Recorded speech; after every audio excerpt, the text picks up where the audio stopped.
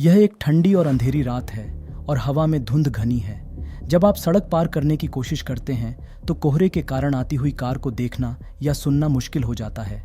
आपको इसका एहसास बहुत देर से होता है और आप किसी दुर्घटना के लिए तैयार हो जाते हैं। अचानक एक बुजुर्ग व्यक्ति जिसे आप नहीं जानते आपको रास्ते से हटा देता है, लेकिन वे कार की चपेट में आ जाते हैं और सड़क पर गिर जाते हैं। दुख की बात है कि वे मर जाते हैं, लेकिन आप जीवित रहते हैं। बाद में एक पुलिस अधिकारी आपको उस व्यक्ति की जेब से मिला एक लिफाफा देता है और पता चलता है कि यह आपके लिए ही है। अंदर केवल 2 शब्दों वाला एक नोट है, स्टडी फिजिक्स। आपको लगता है कि अपनी जान बचाने के लिए आप इस व्यक्ति के आभारी हैं, इसलिए आप उनकी सलाह मानने का निर्णय लेते हैं। कई साल बीत गए और आप एक प्रसिद्ध फिजिक्स प्रोफेसर बन गए जो टाइम और स्पेस के बारे में अल्बर्ट आइंस्टीन के सिद्धांतों में विशेषज्ञ थे। आपको हमेशा यह महसूस होता है कि समय यात्रा संभव हो सकती है। एक दिन आखिरकार आप इसका पता लगा लेते हैं और दुनिया की पहली टाइम मशीन बना लेते हैं। तब आपको एहसास होता है आप टाइम और स्पेस में कहीं भी जा सकते हैं। आपको प्राप्त नोट याद है और आपको एहसास होता है कि आपको क्या करना चाहिए। तुम वही पत्र जिसे तुमने इतने वर्षों से संभाल कर रखा है, दीवार पर लगे फ्रेम से निकालकर उसके मूल लिफाफे में वापस रखकर और अपनी जेब में रख आप अपनी टाइम मशीन में कदम रखते हैं और उसे उस ठंडी धुंध भरी रात में वापस ले जाने के लिए सेट करते हैं जब दुर्घटना हुई थी। आपका लक्ष्य अपने युवा को कार से बचाना है, लेकिन ऐसा करने में आप अपना जीवन बलिदान कर देते हैं। ये सीधा साधा लगता है, लेकिन इस तरह की समय यात्रा की कहानियाँ कुछ गहरे सवाल उठाती हैं। सबसे पहले, पत्र किसने लिखा? आपके ओल्डर वर्जन ने बस उस पत्र को ले लिया जो उन्हें टीन एज में एक्सीडेंट के वक्त प्राप्त हुआ था। ऐसा लगता है कि पत्र का कोई स्पष्ट स्रोत नहीं है और यह समय चक्र में फंस गया है। इसे बूटस्ट्रैप पैराडॉक्स कहा जाता है। दूसरा, क्या ये टाइम लूप दोहराते रहते हैं? आप अपने युवा स्व को बचाते हैं ताकि वे बड़े होकर अपने युवा स्व को बचाने के लिए समय में पीछे जा सकें, इत्यादि। आप जीने और मरने के अंतहीन चक्र में फंसे हुए हैं, लेकिन पत्र आपकी तरह पुराना नहीं होता। यह रिस्टोरेशन पैराडॉक्स है। और फिजिक्स को स्टडी करने का विचार कहाँ से आया? ऐसा लगता है कि यह कहीं से भी बिना किसी स्पष्ट स्रोत के एक विचार के रूप में सामने आता है। यह एक्स निहिलो पैराडॉक्स है। यदि ये घटनाएं वास्तव में घटित हो सकती हैं तो इससे यह भी पता चलता है कि आपकी कोई स्वतंत्र इच्छा नहीं है। आपका जीवन पूर्व निर्धारित है और आपके पास टाइम मशीन का आविष्कार करने के अलावा कोई विकल्प नहीं था, क्योंकि यह हमेशा से हुआ था। यदि आपने ऐसा नहीं किया तो आप अपने युवा स्वत्व को कभी नहीं बचा पाएंगे और आप एक किशोर के रूप में ही मर जाएंगे। आपके भविष्य में कुछ ऐसा है जो निश्चित और अपरिवर्तनीय है। इसे ही वे प्रीडेस्टिनेशन पैराडॉक्स कहते हैं। इसका मतलब यह है कि जो होना है वह पहले ही तय हो चुका है और आप इसे बदल नहीं सकते। लेकिन क्या होगा अगर आप अपना मन बदल लें और उस चक्र में फंसना नहीं चाहते? खैर, यह वास्तव में कोई विकल्प नहीं है। आप अचानक अपने युवा को कार से न बचाने का निर्णय नहीं ले सकते, क्योंकि यदि आपने ऐसा किया तो आप पहली बार में इसके बारे में सोचने के लिए मौजूद नहीं होंगे। इसे ऑन्टो इन्फेंटिसाइड पैराडॉक्स के रूप में जाना जाता है। ये ऐसा है जैसे आप अपने युवा वर्जन को चोट लगने से नहीं रोक सकते, भले ही ऐसा कुछ न करने से हो। इसलिए समय यात्रा जितना लगता है उससे कहीं अधिक जटिल है। समय यात्रा की अजीब और आकर्षक दुनिया में आपका स्वागत है। आप सोच सकते हैं कि समय के माध्यम से स्वतंत्र रूप से यात्रा करना असंभव है। आप कल तक वापस नहीं जा सकते या हजारों साल आगे नहीं बढ़ सकते, है ना? खैर, ये इतना आसान नहीं है। भले ही समय यात्रा अव्यावहारिक लगती है, लेकिन भौतिकी के हाशिए पर छोटी छोटी संभावनाएं छिपी हुई हैं, जैसे समय में छोटी छोटी खामियां जिन तक हम नहीं पहुंच सकते। तो यहाँ बड़ा सवाल है, यदि समय यात्रा संभव है तो हम वास्तव में इसे कैसे संभव बना सकते हैं? The block universe. शोर मचाने वाले बंदरों के साथ दलदल में एक गर्म दिन की कल्पना करें। आप तेज धारा वाली नदी पर हैं, इसलिए आपको चप्पू चलाने की ज़रूरत नहीं है। आप बस आराम कर सकते हैं और नदी को अपने साथ ले जाने दे सकते हैं। जैक फिनी नामक लेखक ने समय की तुलना इस नदी से की है। ऐसा महसूस होता है जैसे हम हमेशा समय में आगे बढ़ रहे हैं, अतीत से भविष्य की ओर। हम गति को नियंत्रित नहीं कर सकते और हम पीछे नहीं मुड़ सकते। लेकिन समय के उन हिस्सों का क्या होता है जिन्हें हम पहले ही पार कर चुके हैं? कल कहाँ जाता है? ऐसा लगता है जैसे यह गायब हो जाता है। लेकिन अगर आप एक वास्तविक नदी के बारे में सोचते हैं तो वह एक कोने में मुड़ने पर गायब नहीं होती है। जो हिस्से आप पीछे छोड़ आए हैं वे अभी भी वहीं हैं। इसी तरह ऐसा लगता है जैसे कल आने पर ही वास्तविक हो जाता है, जादू की तरह। लेकिन यह वैसा ही होगा जैसे नदी तभी लंबी होती जाती है जब आप करीब आते हैं। अतिरिक्त पानी कहाँ से आएगा? वैज्ञानिकों ने पाया है कि समय इस नदी की तरह है। ये बिग बैंग की शुरुआत से लेकर ब्रह्मांड के अंत तक एक ही समय में मौजूद है। अतीत, वर्तमान और भविष्य सब एक साथ हैं। आपके परपोते परपोते भी उतने ही वास्तविक हैं जितने आप अभी हैं, और आपके पूर्वज अभी भी अतीत में जीवित हैं। इस विचार को एटर्नलिज्म कहा जाता है। ये वर्तमानवाद से अलग है, जो कहता है कि केवल अभी अस्तित्व में है और अतीत चला गया है और भविष्य अभी तक नहीं हुआ है। फिलोसोफर्स ने इन विचारों पर लंबे समय तक बहस की है। फिजिसिस्ट्स के लिए अल्बर्ट आइंस्टीन की जनरल रिलेटिविटी पर आधारित ब्लॉक यूनिवर्स सिद्धांत कहता है कि टाइम और स्पेस जुड़े हुए हैं। यह यूनिवर्सल क्लॉक के साथ एब्सोल्यूट टाइम के न्यूटन के विचार जैसा नहीं है। इसके बजाय टाइम रिलेटिव है और यह इस पर निर्भर करता है कि आप अंतरिक्ष में कैसे घूमते हैं। एक व्यक्ति घटना ए को घटना बी से पहले देख सकता है, जबकि दूसरा इसे दूसरी तरह से देखता है। दोनों ही विचार सही हैं। यही कारण है कि आपके सभी पिछले क्षण यूं ही गायब नहीं हो सकते। वे किसी और के भविष्य का हिस्सा हो सकते हैं। हरमन मिन्कोव्स्की के अनुसार अंतरिक्ष और समय को एक साथ मिलकर स्पेस टाइम कहा जाता है। 1915 में प्रकाशित आइंस्टीन की जनरल थ्योरी ऑफ रिलेटिविटी ने इस विचार का प्रमाण प्रदान किया। इससे पता चला कि ब्लॉक यूनिवर्स में स्पेस और टाइम जुड़े हुए हैं। 1840 के दशक में एस्ट्रोनॉमर्स ने यूरेनस नामक एक नए ग्रह की खोज के लिए गुरुत्वाकर्षण के बारे में न्यूटन के विचारों का उपयोग किया। उन्होंने इसके रास्ते की भविष्यवाणी की थी, लेकिन ऐसा लग रहा था कि यह रास्ते से भटक गया है। एक फ्रेंच एस्ट्रोनॉमर अर्बेन लेवेरियर ने इस समस्या का अध्ययन किया। उसने सोचा कि शायद कोई दूसरा ग्रह जिसे हम देख नहीं सकते यूरेनस की ओर खींच रहा है और अपना रास्ता बदल रहा है। यदि वह सही था तो इसका मतलब था कि न्यूटन का गुरुत्वाकर्षण अभी भी सही था। 1846 में उन्हें नेपच्यून नामक एक नया ग्रह मिला जो उनकी अपेक्षा के बहुत करीब था। ये एक सफलता थी, लेकिन यह न्यूटन के गुरुत्वाकर्षण के लिए परेशानी की शुरुआत भी थी। आप देखिए, ग्रह सूर्य के चारों ओर परफेक्ट सर्कल्स में नहीं घूमते। उनके पथ लंबे सर्कल्स की तरह हैं, जिन्हें एलिप्सिस कहा जाता है। न्यूटन के समीकरण एक बुध ग्रह को छोड़कर सभी ग्रहों पर काम करते थे।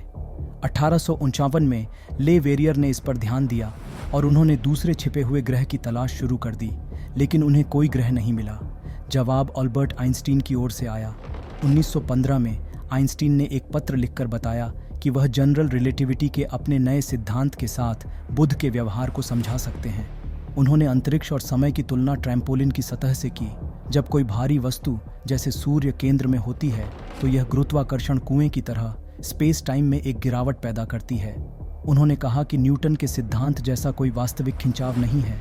यह एक भ्रम की तरह है। जैसे जैसे बुध सूर्य के करीब आता है, वह इस गुरुत्वाकर्षण कूप में और गहराई तक चला जाता है और उसका मार्ग मुड़ जाता है। ये बताता है कि बुध की कक्षा अलग अलग व्यवहार क्यों करती है। अन्य सभी ग्रहों के लिए स्पेस टाइम का झुकाव इतना सूक्ष्म है कि ध्यान नहीं दिया जा सकता। इसलिए न्यूटन का गुरुत्वाकर्षण ठीक से काम करता है। केवल बुध की चरम स्थिति में ही न्यूटन का सिद्धांत अपनी सीमाएं दिखाता है। आइंस्टीन का विचार था कि गुरुत्वाकर्षण कोई खिंचाव नहीं है, यह बेंट स्पेस टाइम का परिणाम है। एस्ट्रोनॉमर्स ने इस विचार का कई तरीकों से परीक्षण किया है और यह कायम है। उन्होंने सौर ग्रहण, ब्लैक होल और गुरुत्वाकर्षण तरंगों जैसी चीज़ों को देखा है और हर बार स्पेस टाइम आइंस्टीन की भविष्यवाणी के अनुसार व्यवहार करता है। तो हमारा संपूर्ण ब्रह्मांड अतीत, वर्तमान और भविष्य लचीले स्पेस टाइम के 4 आयामी ब्लॉक की तरह है। ऐसा लगता है जैसे सभी क्षण एक साथ मौजूद हैं। यदि कोई अलौकिक प्राणी इसे बाहर से देख रहा होता तो वे कल, आज और आने वाले कल को एक ही बार में देख लेते। लेकिन यह सब कहाँ से आया? वैज्ञानिकों का मानना है कि बिग बैंग ने अंतरिक्ष और समय का निर्माण किया। इसका मतलब है कि सारा स्पेस और सारा समय एक दूसरे से जुड़े हुए हैं। अतीत, वर्तमान और भविष्य एक बड़े मानचित्र के विभिन्न हिस्सों की तरह हैं जो एक साथ मौजूद हैं। 2 लोगों के लिए अलग अलग समय में रहना उतना ही आसान है जितना उनके लिए अलग अलग जगहों पर होना। उन्हें कई वर्षों या लंबी दूरी से अलग किया जा सकता है। कल्पना करें कि प्रत्येक वस्तु के 4 निर्देशांक होते हैं, 3 उसके लिए जहां वह अंतरिक्ष में है और 1 उसके लिए जब वह समय में है। इस मानचित्र पर किसी वस्तु के स्थान को एक बिंदु के रूप में सोचें। भले ही कोई वस्तु गतिमान न हो, फिर भी वह समय के साथ गति करती है क्योंकि समय चलता रहता है। ऑन ऑब्जेक्ट के लिए सभी बिंदुओं को कनेक्ट करें और आपको एक रेखा मिलती है जो समय और स्पेस के माध्यम से अपना रास्ता दिखाती है। इस रेखा को विश्व रेखा कहा जाता है। आप एक साथ बुनी गई कई कणीय विश्व रेखाओं से बने हैं। यह ऐसा है जैसे आप स्पेस और टाइम में एक गांठ बन गए हों। आप जो कुछ भी करेंगे, नाश्ते में क्या खाएंगे से लेकर किससे शादी करेंगे और कहाँ रहेंगे और काम करेंगे, सब कुछ पहले से ही तय है। आप अपना रास्ता तब तक नहीं बदल सकते जब तक कोई ट्रेन अपनी पटरी नहीं छोड़ देती। तो ब्रह्मांड एक किताब की तरह है। आरंभ, मध्य और अंत पहले से ही लिखे हुए हैं और इन्हें बदला नहीं जा सकता। प्रत्येक विकल्प जो आप सोचते हैं कि आप चुन रहे हैं, वह वास्तव में पहले से ही तय था, बिल्कुल किसी कहानी के एक पात्र की तरह। किरदार को शायद नहीं पता होगा कि चीज़ें कैसे होंगी, लेकिन अंत हमेशा निर्धारित था। यही कारण है कि कहानी की शुरुआत में समय यात्री को एक टाइम मशीन का आविष्कार करना पड़ा। उनका एक पुराना वर्जन कहानी में पहले ही सामने आ चुका था, क्योंकि उनकी विश्व रेखाएं एक अतीत बिंदु के साथ इंटरसेक्ट करती थीं। लेकिन क्या समय यात्रा सचमुच हो सकती है? यदि तब वहां से भिन्न नहीं है, तो ऐसा लगता है कि समय यात्रा संभव हो सकती है। Visiting the future. अत्यंत तीव्र गुरुत्वाकर्षण वाली एक विशाल आकाशगंगा को इमेजिन करिए, जिससे उसके पड़ोस में तबाही फैल गई है। यह इतना इंटेंस है कि यह पूरे सौर मंडल को नष्ट कर रहा है। गर्म गैस और धूल चारों ओर घूम रही है और इसका शक्तिशाली मैग्नेटिक फील्ड सामान को अंतरिक्ष में फेंक रहा है। मलबे के बीच प्रोटॉन नामक एक अत्यंत तेज छोटा कण है, जो लगभग प्रकाश की गति से अंतरिक्ष में दौड़ रहा है। इसमें अविश्वसनीय मात्रा में ऊर्जा है और 1 अरब वर्षों से अधिक की यात्रा के बाद यह भारी मात्रा में ऊर्जा के साथ पृथ्वी के वायुमंडल में गिरता है। इस अति ऊर्जावान कण को इसकी अविश्वसनीय गति के कारण ओह माय गॉड पार्टिकल के रूप में जाना जाता है। जब इस प्रकार की ब्रह्मांडीय किरणें हमारे वायुमंडल से टकराती हैं, तो वे अदृश्य कणों का एक बेतहाशा विस्फोट पैदा करती हैं। ये छोटे कणों की आतिशबाजी की तरह है जो ज़मीन पर बरसते हैं। कॉस्मिक किरणें काफ़ी सामान्य हैं और उनके संपर्क में आने से आपको हर साल 3 चेस्ट एक्सरे जितना रेडिएशन मिलता है। अब ब्रूनो रॉसी नाम का एक इटालियन फिजिसिस्ट विज्ञानी था, जो वास्तव में ब्रह्मांडीय किरणों में रुचि रखता था, विशेष रूप से उनके द्वारा बनाए गए म्यूऑन नामक कणों में। म्यूऑन अस्थिर होते हैं और तेज़ी से टूट जाते हैं। 1 सेकंड के केवल 8.56 मिलियनवें हिस्से का आधा जीवन होता है। लेकिन यहाँ दिलचस्प बात यह है, जितना म्यूऑन ज़मीन पर पहुँचना चाहिए था, उससे कहीं ज़्यादा म्यूऑन ज़मीन पर पहुँच रहे थे। भले ही ये म्यूऑन बहुत तेज़ थे, प्रकाश की गति के 998% से अधिक की गति से यात्रा करते हुए ज़मीन पर पहुँचने से पहले उन्हें बहुत अधिक क्षय हो जाना चाहिए था। आश्चर्यजनक उत्तर यह था कि ये म्यूऑन एक प्रकार से भविष्य में समय यात्रा कर रहे थे। आइंस्टीन के थ्योरी ऑफ रिलेटिविटी के सिद्धांत के अनुसार, जब चीज़ें अंतरिक्ष में वास्तव में तेज़ी से चलती हैं तो उन्हें कम समय का अनुभव होता है। तो म्यूऑन्स के दृष्टिकोण से ज़्यादा समय नहीं बीता था और उनमें से ज़्यादातर अभी तक ख़त्म नहीं हुए थे। इसे रिलेटिविस्टिक टाइम डायलेशन कहा जाता है। जब आप इसे ध्यान में रखते हैं तो सब कुछ जुड़ जाता है और रॉसी का काम पहला प्रायोगिक साक्ष्य बन गया कि भविष्य की यात्रा संभव है। अब इसके बारे में इस तरह से सोचें। कल्पना करें कि आप उन म्यूऑन में से एक हैं। ऊपरी वायुमंडल से ज़मीन पर जाने के बजाय आप ब्रह्मांड के चारों ओर लगभग प्रकाश की गति से एक बड़े लूप में यात्रा करते हैं, उन लोगों की तुलना में जिन्हें आपने पीछे छोड़ दिया था। जब आप वापस आते हैं तो आप 25 वर्ष के हो जाते हैं, लेकिन पृथ्वी पर लोगों के लिए 125 वर्ष बीत चुके हैं। आप प्रभावी रूप से एक पूरी सदी आगे बढ़ गए हैं, क्योंकि आपने अंतरिक्ष के माध्यम से अपनी यात्रा पर कम समय बिताया है।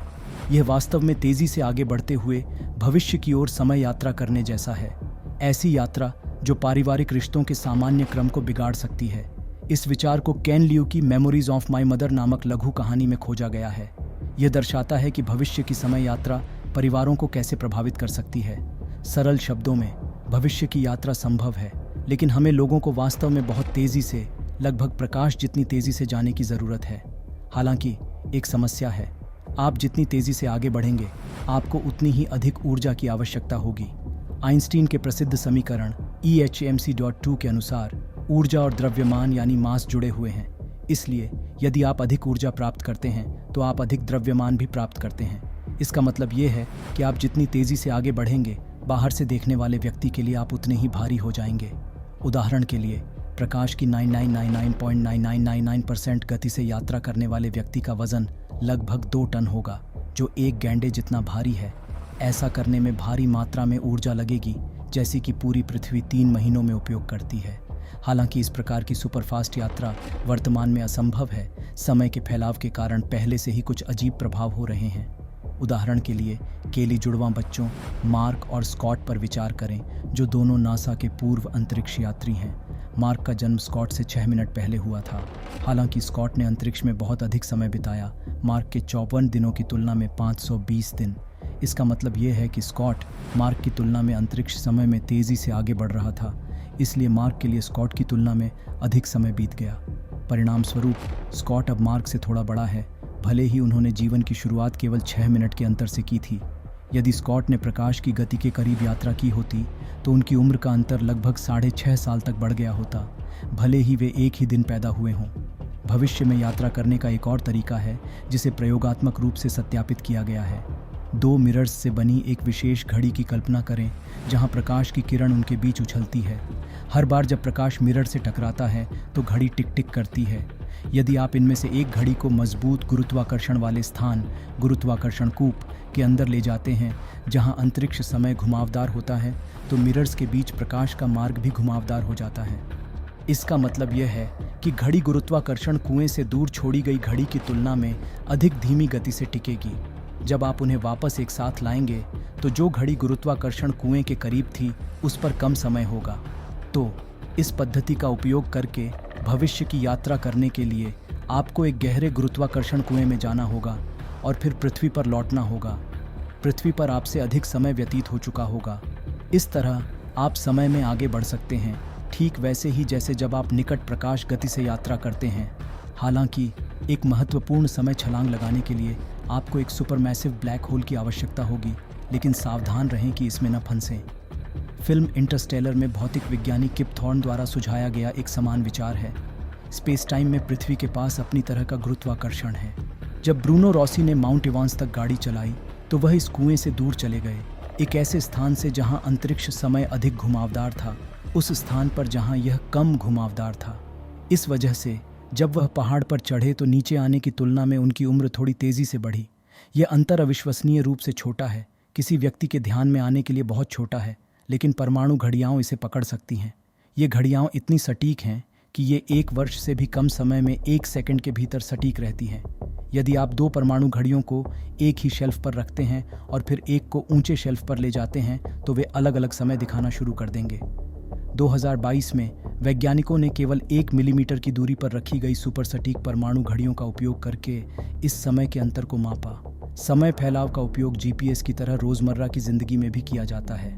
हमारे फ़ोन और कारों में जीपीएस उपकरण उपग्रहों से सिग्नल का उपयोग करके पता लगाते हैं कि हम पृथ्वी पर कहाँ हैं। ये उपग्रह परमाणु घड़ियाँ ले जाते हैं और वे दोनों प्रकार के समय फैलाव का अनुभव करते हैं। वे स्पेस टाइम में तेज़ी से आगे बढ़ते हैं और पृथ्वी के गुरुत्वाकर्षण से काफ़ी दूर होते हैं। इसलिए वैज्ञानिकों को उपग्रह घड़ियों को इस तथ्य को ध्यान में रखते हुए समायोजित करना होगा कि वे हमसे अलग समय का अनुभव करते हैं। इन प्रयोगों से पता चला है कि भविष्य की यात्रा संभव है और यह एक पुष्ट वैज्ञानिक तथ्य है। लेकिन दूसरे रास्ते, अतीत में जाने के बारे में क्या अतीत की ओर समय यात्रा संभव है? Visiting the past. आइए 2011 में वापस जाएं। बराक ओबामा राष्ट्रपति हैं। प्रिंस विलियम और केट मिडल्टन की अभी अभी शादी हुई है और नासा के प्रसिद्ध अंतरिक्ष यान ने अपनी अंतिम लैंडिंग की है।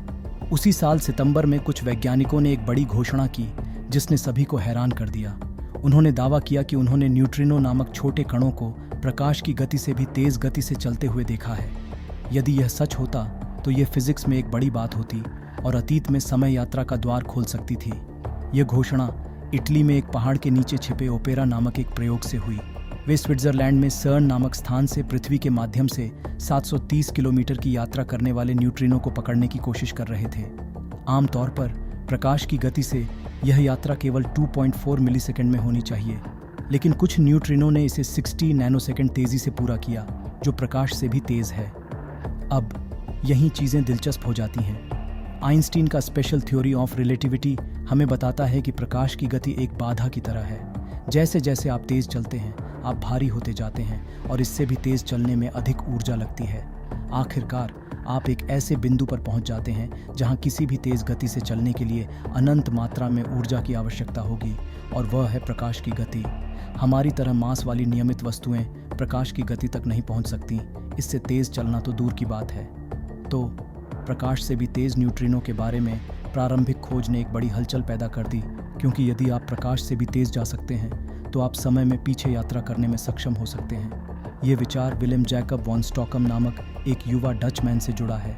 1937 में उन्होंने आइंस्टीन के समीकरणों के बारे में एक पेपर लिखा और दिखाया कि वे स्पेस टाइम में बंद टाइम लाइक वक्र नामक कुछ के लिए अनुमति देते हैं। आमतौर पर समय के माध्यम से हमारा रास्ता केवल अतीत से भविष्य की ओर जाता है, लेकिन एक बंद समय जैसा वक्र एक पथ की तरह होता है जो एक लूप बनाते हुए अपने आप में दोगुना हो जाता है। ये आपको उस पल को फिर से देखने में मदद कर सकता है जब आप पैदा हुए थे, या यहाँ तक कि अपने छोटे बच्चे को किसी दुर्घटना से भी बचा सकते हैं। हालांकि वहाँ एक पकड़ है। सबसे पहले ऐसा लगता है कि अपने पथ को एक बंद समय सदृश वक्र में मोड़ने के लिए आपको प्रकाश की तुलना में तेज़ यात्रा करने की आवश्यकता होगी, जिसे आपका लाइट कोन कहा जाता है।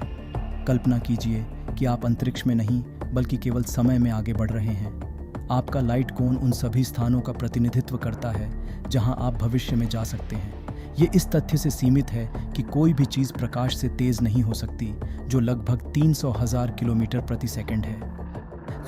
एक सेकंड में आप जहां आप अभी हैं वहां से 300,000 किलोमीटर से अधिक दूर नहीं हो सकते, लेकिन आप 2 सेकंड में 600,000 किलोमीटर दूर और 3 सेकंड में 900,000 किलोमीटर दूर हो सकते हैं। जैसे जैसे आप भविष्य में आगे बढ़ते हैं, आपका लाइट कोन बड़ा होता जाता है, जिससे आप अधिक संभावित स्थानों पर जा सकते हैं। जब तक आप प्रकाश से तेज यात्रा नहीं कर सकते, आप अपने लाइट कोन में फंसे रहेंगे।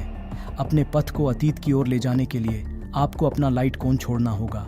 दूसरे शब्दों में, अतीत की ओर समय यात्रा तब तक असंभव लगती है जब तक कि आप प्रकाश की गति से तेज न चल सकें। यहाँ अतीत की समय यात्रा के बारे में सोचने का एक और तरीका है। आप अपने लाइट कोन को झुका सकते हैं ताकि यह कल की ओर इशारा कर सके। ऐसा करने के लिए आपको ऐसे स्पेस टाइम का सामना करना होगा जो सुपर घुमावदार है। 1974 में फ्रैंक टिपलर नामक एक भौतिक विज्ञानी ने इस विचार पर ध्यान दिया।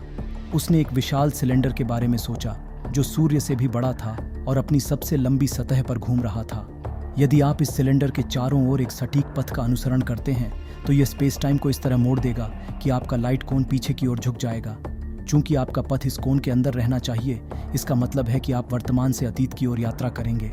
यदि आप इस सिलेंडर को देखते हैं और पृथ्वी पर वापस आते हैं तो आप वास्तव में वहां से निकलने से पहले ही पहुंच जाएंगे। लेकिन इस विचार के साथ कुछ बड़ी समस्याएं भी हैं। टिपलर को यह मानना पड़ा कि सिलेंडर असीम रूप से लंबा है और वह यह साबित नहीं कर सका कि छोटा सिलेंडर काम करेगा। साथ ही स्पेस टाइम को पर्याप्त रूप से विकृत करने के लिए इसे 1 मिनट में अरबों बार घूमने की आवश्यकता होगी, जो एक टाइम मशीन के लिए काफ़ी अव्यावहारिक है।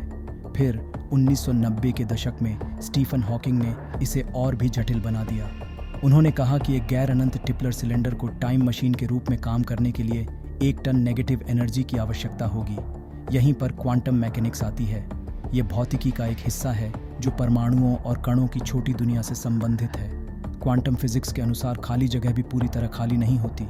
ऐसी कुछ चीज़ें हैं जिन्हें वर्चुअल पार्टिकल्स कहा जाता है, जो अस्तित्व में आते और जाते रहते हैं और वे अंतरिक्ष से ऊर्जा उधार लेते हैं, जिससे स्थानीय ऊर्जा शून्य से नीचे चली जाती है, जैसे कि जब आप बैंक में कर्ज में डूब जाते हैं। लेकिन बैंक की तरह ब्रह्मांड अपनी ऊर्जा वापस चाहता है, तो नेगेटिव एनर्जी मौजूद है, लेकिन यह केवल छोटे टुकड़ों में और बहुत ही कम क्षणों के लिए होती है। तो उप परमाणु दुनिया में बंद समय समान वक्र मौजूद हो सकते हैं, लेकिन किसी व्यक्ति के लिए अतीत की यात्रा करने के लिए एक बड़ा समय लूप बनाना एक पूरी तरह से अलग चुनौती है। लेकिन एक और संभावना है। आप उस नियम को धोखा दे सकते हैं जो कहता है कि कोई भी चीज़ प्रकाश से तेज नहीं हो सकती है, और ऐसा वर्महोल नामक किसी चीज़ के माध्यम से होता है। 1985 में प्रसिद्ध वैज्ञानिक और लेखक कार्ल सागन ने कॉन्टैक्ट नामक एक उपन्यास लिखा। यह एक विदेशी सभ्यता के बारे में है जो एक व्यक्ति को अंतरिक्ष में विशाल दूरी से तारे वेगा तक भेजने का एक तरीका साझा करती है। यदि आप इस नियम का पालन करते हैं कि प्रकाश से तेज कुछ भी नहीं है, तो इस यात्रा में वास्तव में लंबा समय लगेगा। इसलिए सागन मदद के लिए अपने दोस्त किप थॉर्न के पास पहुंचा। थोड़ा सोचने और कुछ कैलकुलेशन के बाद थॉर्न ने चीज़ों को काम में लाने के लिए कहानी में वर्महोल का उपयोग करने का सुझाव दिया। स्पेस टाइम को कागज़ की एक बड़ी शीट की तरह सोचें, जिसके एक छोर पर पृथ्वी और दूसरे छोर पर वेगा नामक तारा है। अब कागज़ के आर पार घूमने के बजाय आप उसे आधा मोड़ें। आप जानते हैं कि स्पेस टाइम मुड़ सकता है, इसलिए जब आप इसे मोड़ते हैं तो पृथ्वी और वेगा एक दूसरे के ऊपर आ जाते हैं। आप कुछ ही समय में एक से दूसरे तक छलांग लगा सकते हैं और ऐसा लग सकता है कि आप बाहर से प्रकाश से भी तेज़ यात्रा कर रहे हैं, लेकिन वास्तव में आप कभी भी प्रकाश से तेज़ नहीं गए। तो इससे पता चलता है कि एक वर्महोल न केवल आपको अंतरिक्ष के एक अलग हिस्से में ले जा सकता है, बल्कि आपको समय में वापस भी भेज सकता है। कल्पना कीजिए कि वेगा में एक वर्महोल है। सबसे पहले आप वर्महोल के एक सिरे को एक रॉकेट से जोड़ते हैं और इसे प्रकाश की गति के करीब ब्रह्मांड के माध्यम से एक लूप पर भेजते हैं। चूंकि वर्महोल ने अपने स्पेस टाइम बजट का अधिक हिस्सा गति पर खर्च किया, इसलिए उसके परिप्रेक्ष्य से कम समय गुजरता है। जब आप पृथ्वी पर वापस आते समय वर्महोल में प्रवेश करते हैं तो आप अतीत के दूसरे छोर से बाहर आते हैं, लेकिन आप भी पृथ्वी पर नहीं बल्कि वेगा तारामंडल में होंगे। यदि आप पृथ्वी के अतीत में वापस जाना चाहते हैं तो आप वर्महोल को इस तरह से स्थापित कर सकते हैं कि इसके सिरों के बीच का समय अंतर्नियमित मार्ग से पृथ्वी पर लौटने में लगने वाले समय से अधिक हो जाए। आप वर्महोल में कूदने से पहले ही पृथ्वी पर पहुंच जाएंगे, लेकिन यह सिर्फ एक सिद्धांत है और व्यवहार में यह अधिक पेचीदा है। वर्महोल के माध्यम से घूमने वाली चीज़ों का गुरुत्वाकर्षण खिंचाव इसे बंद कर सकता है। इसे खुला रखने के लिए आपको किसी चीज़ की आवश्यकता होगी, जैसे नेगेटिव एनर्जी या अन्य विचार जैसे कॉस्मिक स्ट्रिंग्स या क्वांटम एंटेंसलमेंट। अब कॉस्मिक स्ट्रिंग्स अंतरिक्ष में पत्थों की तरह हैं, और यदि आप उनके साथ सही पथ का अनुसरण करते हैं तो आप अपने लाइट कोन को पीछे की ओर झुका सकते हैं। क्वांटम एंटेंजलमेंट में दो कणों को इस तरह से जोड़ना शामिल है कि एक को बदलने से दूसरा तुरंत बदल जाता है, चाहे वे कितने भी दूर क्यों ना हो। लेकिन सूचना को अत्यधिक तेजी से भेजने के लिए इसका उपयोग करना कठिन है। इसलिए प्रकाश की गति को तोड़े बिना समय यात्रा करने के अलग अलग तरीके हो सकते हैं, लेकिन इससे विरोधाभासों के बारे में सवाल उठते हैं। क्वांटम सिद्धांत उनमें से कुछ मुद्दों को हल करने में मदद कर सकता है। Time streams. कल्पना कीजिए कि आप हथकड़ी पहने हुए हैं, पसीना बहा रहे हैं और टेबल की ओर देख रहे हैं। उस टेबल पर घातक गैस से भरी एक कांच की शीशी और एक रोबोटिक आर्म से जुड़ा एक हथौड़ा है। ये रोबोटिक आर्म एक ऐसी मशीन से जुड़ी है जो छोटे कणों को मापती है। ये कण दो अवस्थाओं में से एक में हो सकते हैं, ए या बी, जैसे सिक्का उछालना। यदि यह ए है तो कुछ नहीं होता, लेकिन यदि यह बी है तो हथौड़ा गिरता है, शीशी तोड़ देता है और आप मर जाते हैं। आपको जाने देने से पहले मशीन 100 माप लेगी। आपके इससे बचने की संभावना अविश्वसनीय रूप से कम है, जैसे कि मिलियन ट्रिलियन ट्रिलियन में से एक। मशीन माप लेना शुरू करती है और पहला माप ए होता है। आपको कुछ राहत महसूस होती है, लेकिन आप अभी भी अगले माप के लिए घबराए हुए हैं। ये फिर से ए है। लगातार 10 ए के बाद आप आशा करना शुरू करते हैं। आप संभवतः इससे बच नहीं सकते हैं ना। लगातार 99 ए के बाद आप लगभग चक्कर में हैं। ये सब अंतिम माप पर आता है और यह ए है। आपको रिहा कर दिया गया है और आपने कई दुनिया की व्याख्या नामक क्वांटम सिद्धांत के लिए संभावित सबूत प्रदान किए हैं। ये श्रोडिंगर की बिल्ली की तरह है, लेकिन इंसानों के लिए है। विचार ये है कि कण किसी भी अवस्था ए या अवस्था बी में होने के बजाय प्रारंभ में एक ही समय में दोनों अवस्थाओं में होता है, जिसे सुपरपोजिशन कहा जाता है। इसका मतलब है कि शीशी टूटी और टूटी हुई दोनों है, और अगले माप तक आप और बिल्ली दोनों जीवित और मृत हैं। अनेक विश्व व्याख्या के अनुसार जब भी कोई घटना अनेक परिणामों वाली होती है तो सभी परिणाम घटित होते हैं। ब्रह्मांड स्वयं की दो प्रतियों में विभाजित हो जाता है, एक परिणाम ए के साथ और एक परिणाम बी के साथ। वास्तविकता संभावनाओं के पेड़ में शाखाएं बनाती है, जिससे समय की नदी में अनगिनत धाराएं बनती हैं। यदि यह सच है तो घातक सेटअप के साथ 100 माप करने से वास्तविकता के 100 अलग अलग संस्करण तैयार हुए। आप एक में बच गए, लेकिन अन्य 99 संस्करणों में अलग अलग नियति है, एक माप के बाद मरने से लेकर 100वें तक जीवित रहने तक। इसे क्वांटम इमॉर्टैलिटी प्रयोग कहा जाता है। यह रूसी रूलेट के खेल की तरह है, जहां हमेशा आपका एक ऐसा संस्करण होता है जो कभी नहीं मरता, चाहे मशीन कितनी भी बार माप ले। वैज्ञानिक निश्चित नहीं है कि क्वांटम फिजिक्स की यह व्याख्या सही है या नहीं, लेकिन यह हमें अतीत में समय यात्रा से जुड़ी कुछ समस्याओं से निपटने में मदद कर सकती है। आइए सबसे प्रसिद्ध समस्या ग्रैंडफादर पैराडॉक्स के बारे में जानें। कल्पना कीजिए कि आप एक टाइम मशीन का उपयोग करके वापस जाते हैं और अपने दादाजी को मारने की कोशिश करते हैं जब वह एक बच्चे थे। लेकिन यदि आप सफल हो जाते हैं तो वह बड़ा नहीं होगा, आपकी दादी से नहीं मिलेगा और आपकी अपनी माँ का जन्म नहीं होगा। यदि आपकी माँ का जन्म ही नहीं हुआ होता तो आप समय में पीछे जाकर सबसे पहले अपने दादा की हत्या नहीं कर पाते। इसे सुलझाने के लिए कुछ वैज्ञानिक और विचारक अलग अलग विचार लेकर आए हैं। स्टीफन हॉकिंग ने कालक्रम संरक्षण अनुमान का सुझाव देते हुए कहा कि अतीत तक समय यात्रा करना बिल्कुल असंभव है। ब्रह्मांड आपको ऐसा करने से रोकता है क्योंकि कारण और प्रभाव की रक्षा की जानी चाहिए। इगोर नोविकोव ने भी कुछ ऐसा ही सोचा था।